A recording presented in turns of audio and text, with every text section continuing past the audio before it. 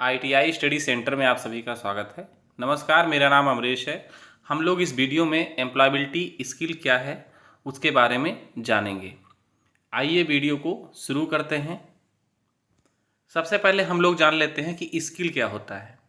तो स्किल जो है ये हमारा ability to do something well, यानी कि कुछ अच्छा करने की योग्यता जो होती है वो हमारा स्किल कहलाता है। स्किल अगर आपके पास है तो आप किसी भी कार्य को अच्छे तरीके से कर पाएंगे।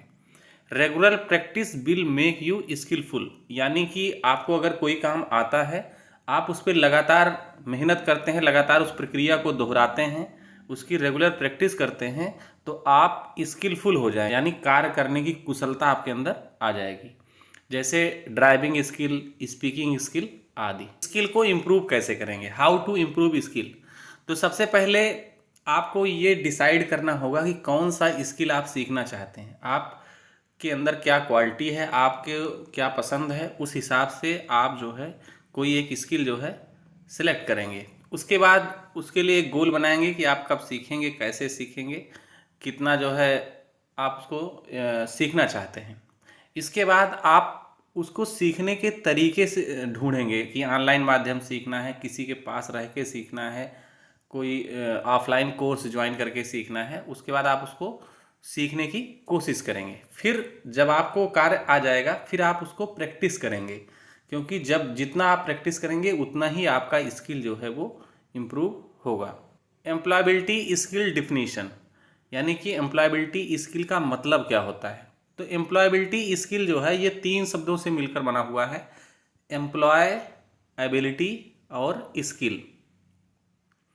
एम्प्लॉय माने होता है जो किसी जॉब को करते हैं, सैलरी पाते हैं, उन लोगों को एम्प्लॉय बोलते हैं।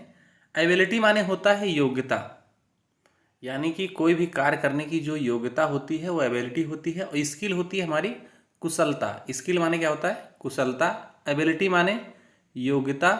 एम्प्लॉय माने to be in a job और वर्क फॉर सैलरी, एक सैलरी या वेतन के लिए काम करना। तो ये हमारा 3 चीज़ों से मिलकर बना हुआ है, employ plus ability plus skill. तो एम्प्लॉय हो गया सैलरी के लिए काम करना, एबिलिटी हो गया to have the right skill knowledge required to do something, किसी कार्य को करने के लिए जो हमारे पास स्किल होने चाहिए वो हमारी योग्यता होती है।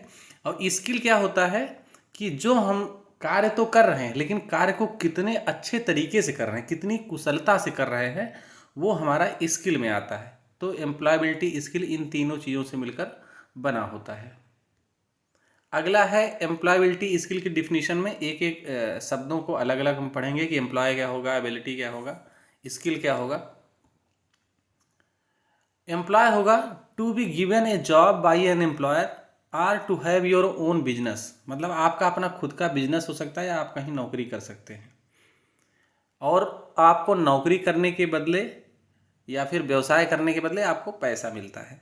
एबिलिटी है दिए गए कार्य को अच्छे तरीके से करना, to have the skills to perform a task well, मतलब जो भी कार्य आपको दिया जा रहा है उसको अच्छे तरीके से करना। स्किल क्या है, जब आप प्रैक्टिस करेंगे तो आपके पास स्किल आ जाएगा।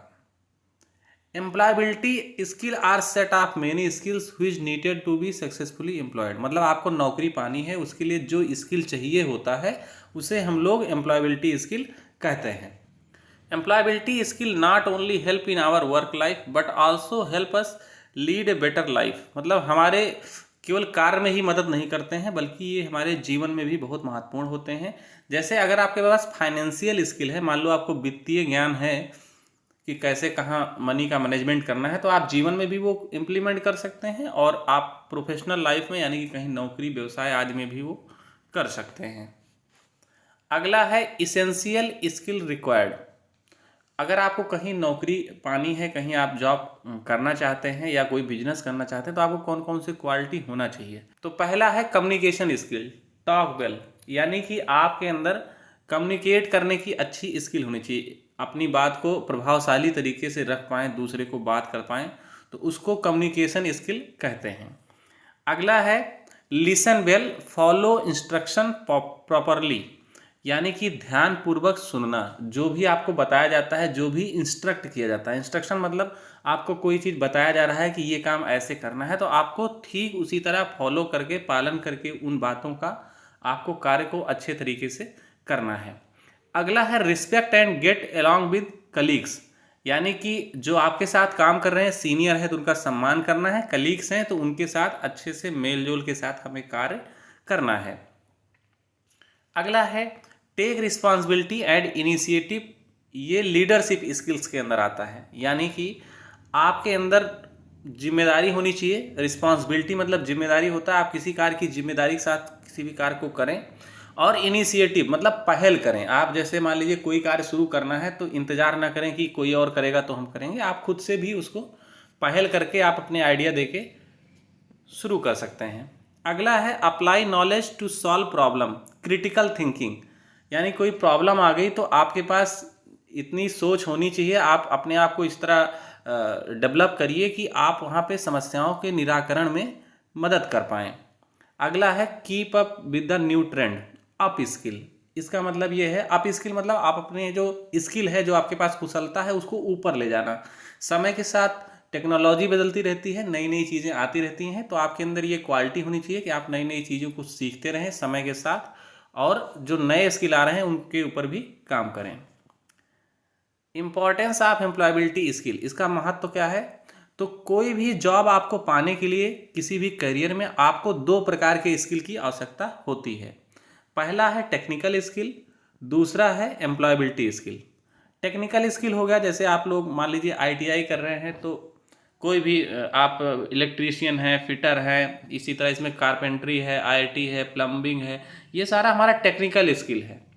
और एम्प्लॉयबिलिटी स्किल हो गया जो आप कैसे बात कर रहे हैं, कैसे आप जो है लोग चीज़ों को समझ रहे हैं, ये एक तरह से व्यवहारिक ज्ञान होता है। तो हमें दोनों चीज़ों की आवश्यकता होती है। तो एम्प्लॉयबिलिटी जो है आपको क्या क्या चीज़ें सिखाता है। पहला है how to behave in a professional environment. Professional मतलब कहीं भी किसी के साथ जब आप काम करते हैं, जो इन्वायरमेंट है वो प्रोफेशनल इन्वायरमेंट कहलाता है। तो वहाँ पे आपको दूसरे के साथ कैसे व्यवहार करना है, टीम के साथ कैसे काम करना है, प्रॉब्लम को कैसे सॉल्व करना है, किसी कार्य को कैसे बताना है। आपको डिजिटल लिटरेसी का भी ज्ञान होना चाहिए, मतलब ऑनलाइन कंप्यूटर का नॉलेज या इंटरनेट का नॉलेज, इन सब का जो है आपको नॉलेज होना चाहिए। फाइंड ए मीनिंगफुल करियर पाथ, आपको क्या बनना है, कैसे करना है, ये सब एम्प्लॉयबिलिटी स्किल आप जब इस पे काम करेंगे तो आपको ये सारी चीज़ें आएंगी। Get hired for a job, learn how to use digital technology, speak English, be confident as a person, मतलब आपके अंदर कॉन्फिडेंस होना चाहिए। इंग्लिश भी आपको बोलनी मतलब थोड़ी बहुत तो आनी ही चाहिए, बाकी धीरे धीरे जब आप उस इन्वायरमेंट में रहेंगे तो आप सीख लेंगे। Present your self well in A work place, कहीं भी कार्य कर रहे हैं तो आप अपने आप को अच्छे तरीके से कॉन्फिडेंस के साथ प्रेजेंट करें कि आपको चीज़ें पता होनी चाहिए। अगर आपके पास आपको नॉलेज नहीं होगा तो आप अपने आप को कॉन्फिडेंस के साथ, मतलब पूरे विश्वास के साथ कहीं भी प्रेजेंट नहीं कर पाएंगे। जब आपको नॉलेज होगा तभी आप अपने आप को विश्वास के साथ कहीं भी प्रेजेंट कर सकते हैं। Self learning, self learning happens when you take responsibility for your own learning. Responsibility माने होता है जिम्मेदारी। सेल्फ लर्निंग, खुद से लर्निंग तब होती है जब आप अपने लिए जिम्मेदारी लेते हैं कि मैं किसी भी तरीके से इसको सीखूंगा। इस जो भी चीज़ें आप सीखेंगे इसमें आप you decide to learn new things in your own way, आप अपने तरीके से सीखेंगे। For example as a self learner you get to decide the following, self learner is one who, जब आप कोई चीज़ खुद के तरीके से सीखेंगे तो आप उसमें जो है अपने हिसाब से जो है डिसाइड करेंगे कि हमको क्या कब कैसे सीखना है। इसके लिए आपके अंदर क्या क्या गुण होनी चाहिए? तो आपके अंदर पहली बात तो विश्वास होना चाहिए कि आप ये काम सीख सकते हैं। दूसरा, आपके अंदर क्यूरियस, यानी कि आप उत्सुक होनी चाहिए सीखने के लिए। इनिशिएटिव, कोई कार्य के लिए आपको पहल करना चाहिए, मतलब शुरुआत करना चाहिए। एक्सप्लोर इंडिपेंडेंटली, इंडिपेंडेंटली माने होता है स्वतंत्र रूप से, इंडिपेंडेंट होता है स्वतंत्र। तो आपको कोई भी काम एक्सप्लोर करना मतलब उसको खोजबीन करना एक तरह से। तो आपको स्वतंत्र रूप से किसी चीज़ पे काम करना चाहिए, उससे आपका नॉलेज भी बढ़ेगा और आपको खुद सीखने को भी मिलेगा। अगला है मैनेज टाइम। आपको समय को मैनेज करना होगा, क्योंकि आपने सुना होगा टाइम इज़ मनी। तो जब आप समय बचाएंगे समझ लीजिए आप पैसा बचा रहे हैं, कहीं कंपनी के केस में हो, चाहे खुद के केस में हो, चाहे बिजनेस केस में हो, कहीं भी। In order to be a successful self learner you need one important thing, a growth mindset.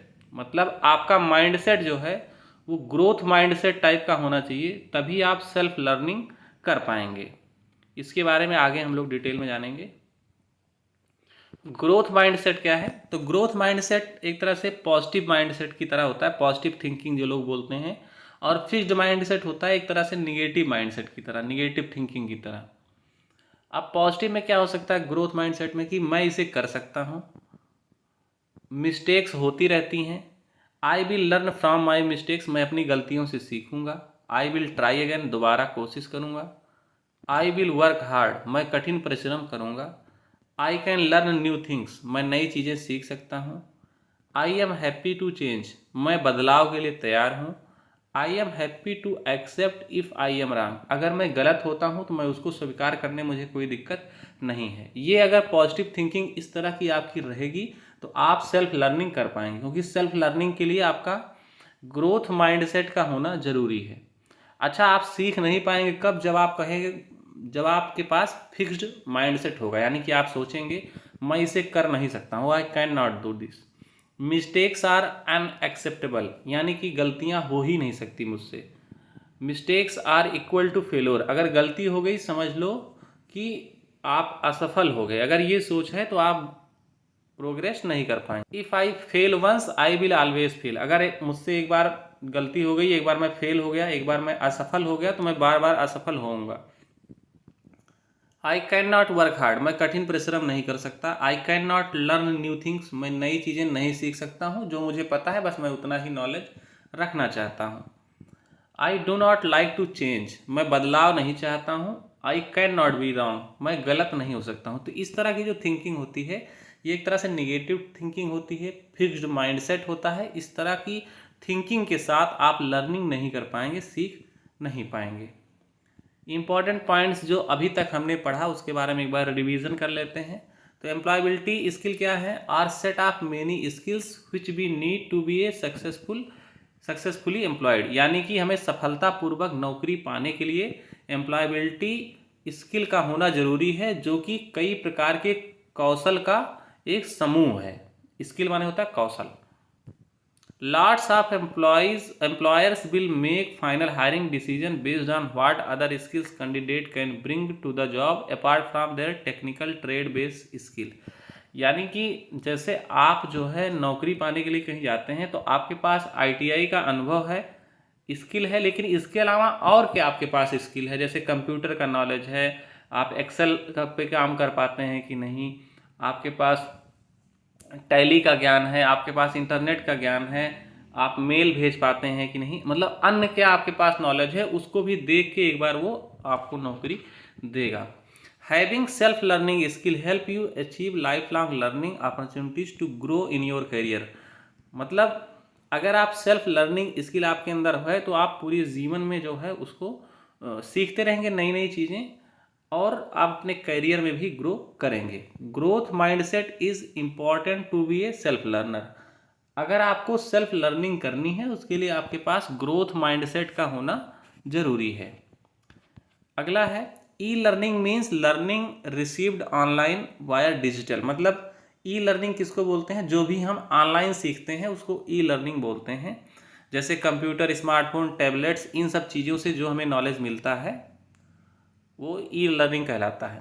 E learning help us in improving our digital skill as well as finding jobs. E learning से हम अपना skill भी सुधार सकते हैं, job भी कर सकते हैं, कोई भी काम जो है जॉब को खोज सकते हैं, कोई भी काम हम लोग ई लर्निंग के माध्यम से कर सकते हैं। There are different e learning parts to learn employability skill such as Bharat skill, NSDC। मतलब बहुत सारी वेबसाइट्स हैं, भारत स्किल या अन्य वेबसाइट है जहाँ से आप लर्निंग ई लर्निंग कर सकते हैं। ई लर्निंग का एक खासियत ये भी होता है, आप कहीं भी कभी भी कर सकते हैं। मतलब आपको अगर ऑनलाइन ज्ञान लेना है तो किसी भी लोकेशन पे हो उससे फ़र्क नहीं पड़ता, आप कहीं भी इसको हम सीख सकते हैं। वर्क प्लेस पे कौन कौन से स्किल होते हैं चाहिए, इसमें 3 तरह के स्किल आते हैं, फाउंडेशनल लिटरेसीज, कम्पेटेंसीज और कैरेक्टर क्वालिटीज़, जिनके बारे में आगे हम लोग डिटेल में जानेंगे। तो पहला है फाउंडेशनल लिटरेसी, यानी कि मूलभूत साक्षरता आपके अंदर क्या क्या होनी चाहिए, मूलभूत रूप से क्या ज्ञान होना चाहिए। तो पहली बात तो आपको लिटरेचर होना चाहिए आपके पास, मतलब साक्षर होना चाहिए। न्यूमेरिसी यानी कि आपको संख्यात्मक ज्ञान होना चाहिए। आपके अंदर वैज्ञानिक साक्षरता होनी चाहिए, scientific literacy. ICT literacy, information and communication, मतलब आप कोई सूचना है आपके पास और उसका आप प्रसार कर पाएँ, संचार कर पाएँ, ये आपके अंदर ज्ञान होना चाहिए। आपके अंदर वित्तीय ज्ञान होना चाहिए और आपके अंदर कल्चरल, सांस्कृतिक और सोसाइटी का भी ज्ञान आपके पास होना चाहिए। ये आपके फाउंडेशनल लिटरेसीज हैं, मतलब मूलभूत बेसिक रूप से कुछ बेसिक ज्ञान सब चीज़ों के बारे में थोड़ा थोड़ा आपको होना चाहिए। अगला है कॉम्पिटेंसीज, यानी कि दक्षता। आपने सुना होगा कि इस काम में ये कॉम्पिटेंट है, मतलब ये इस काम में दक्ष हैं। तो दक्षता के लिए क्या क्या होना चाहिए आपके अंदर गुण, इसमें क्रिटिकल थिंकिंग होनी चाहिए। अगर आप किसी काम में दक्ष हैं, इसका मतलब ये है कि आप उस काम से संबंधित अगर कोई प्रॉब्लम आ रही है तो आप उसको निराकरण कर पाएँ। जैसे मान लीजिए कोई अगर अच्छा मिस्त्री है, तो अगर कोई भी आप समस्या लेके जाएंगे, अगर वो उस तरह का काम करता होगा, अगर वो दक्ष होगा तो आराम से उस समस्या का निराकरण कर देगा। दूसरा है क्रिएटिविटी, मतलब आपके अंदर नई नई चीज़ें करने का, नया नया तरह से जो समस्याएं आती हैं नए नए तरीके से उसको सॉल्व करने का नया तरीका आपके पास होना चाहिए। आपके अंदर ऐसा गुण होना चाहिए, आपको ऐसे ऐसे आइडिया आने चाहिए। जब आपके पास दक्षता आ जाएगी तो आइडिया अपने आप आपके पास आने लगेंगे। कम्युनिकेशन होना चाहिए और कोलिब्रेशन होना चाहिए। कोलिब्रेशन का मतलब होता है किसी और के साथ मिल के आप सामूहिक रूप से काम कर पाएँ। कम्युनिकेशन होता है कि आप अपनी बात को दूसरे को अच्छे तरीके से समझा पाएँ, ये गुण जो है आपके अंदर होना चाहिए। कैरेक्टर क्वालिटीज़ क्या होनी चाहिए, मतलब आपका जो चरित्र है उसमें क्या क्या गुण होने चाहिए। तो आपके अंदर जिज्ञासा होनी चाहिए, मतलब नया नया चीज़ें सीखने की। इनिशिएटिव होना चाहिए, इनिशिएटिव आपके अंदर होना चाहिए, मतलब कोई चीज़ की शुरुआत करने का गुण होना चाहिए, पहल करने का। परसिस्टेंस या ग्रिट, दृढ़ता या साहस होना चाहिए आपके अंदर। एडाप्टेबिलिटी होनी चाहिए, मतलब कोई चीज़ आप ग्रहण कर पाओ, आसानी से उसको एब्जॉर्ब कर पाओ, अनुकूलनशीलता जिसको बोलते हैं, वो गुण होना चाहिए। लीडरशिप, नेतृत्व का गुण होना चाहिए। नेतृत्व का गुण का मतलब ये है कि आप 4 लोगों के साथ काम कर रहे हो तो कोई भी समस्या है तो आप वहाँ पे स्टैंड कर पाओ, वहाँ पे लीडरशिप क्वालिटीज़ दिखा पाओ। इसके अलावा सामाजिक और सांस्कृतिक जागरूकता और वैसे बेसिक जागरूकता भी आपके अंदर होनी चाहिए। इस तरह हमने एम्प्लॉयबिलिटी स्किल का लेक्चर 1 की एम्प्लॉयबिलिटी स्किल के बारे में नॉलेज हमने पाया कि क्या एम्प्लॉयबिलिटी स्किल होता है, ई लर्निंग क्या होता है, ग्रोथ माइंडसेट क्या होता है। अगर कोई क्वेश्चन है तो आप हमें कमेंट करिए, उसका हम रिप्लाई करेंगे। धन्यवाद।